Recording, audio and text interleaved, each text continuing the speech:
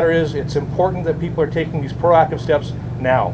Unfortunately, we don't know how long these outages will occur. We're working diligently with Southern California Edison and other city departments to make sure that we provide restoration of services as quickly as possible. However, every resident has a responsibility to protect and provide for their safety first and foremost, not only for themselves but their families. One thing that I will tell you that the fire department continues to provide support. One challenges that we've had consistently are some of our senior residential living facilities. Based on access and our functional needs and limited mobility, it's difficult for some of those residents to ambulate. And so we're asking residents to be cognizant of that. We're asking for additional support. This is a time where the community needs to rally around each other to take care of each other. And we realize that this is stressful for a lot of people, but we want to make sure that we're providing for the safety of the community as we look to turn and restore these services as quickly as possible. Thank you. If you are in the downtown area driving, specifically in the affected area, please keep your speeds low. And if you approach blacked out intersections, treat them as if they're four-way stops. Come to a complete stop, make sure you clear the intersection, and then proceed through. Thank you.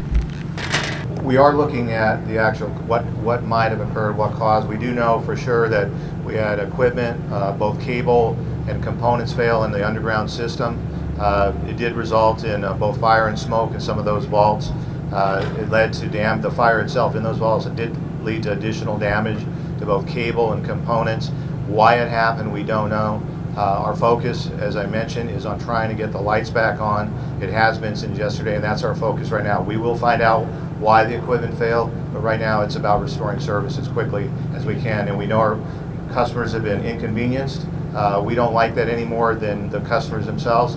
Our goal is to keep the lights on, and that's what we're going to try to do, and do that as quickly as we can. And hopefully the testing we're doing tonight will allow us to do that. And we'll continue to be a presence at the Emergency Operations Center, as I mentioned, and we will provide updates as this testing takes place during the evening hours. So still 2,700 customers and no real ETA? 2,700 customers, that's correct. And we don't have any real ETA at this point in time.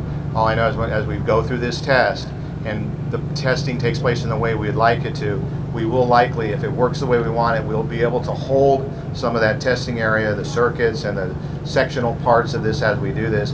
And if it holds where we can keep the lights on, then we'll likely see customer service stay on. But we've got to take a very, very, very structured approach to this. This underground system is called a network system. It's similar to what you see in large cities.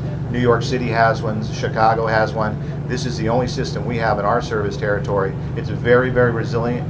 It's very, very reliable. But when you have failures in the underground, and we've had at least 7 to 10 different locations, you're going to have some problems, and that's what we're facing. We have upwards to 100 personnel in the field right now that will participate in this testing that's taking place this evening. They will be out there and watching and looking at some of the areas as we test through and find out how we can keep the lights on if it's holding.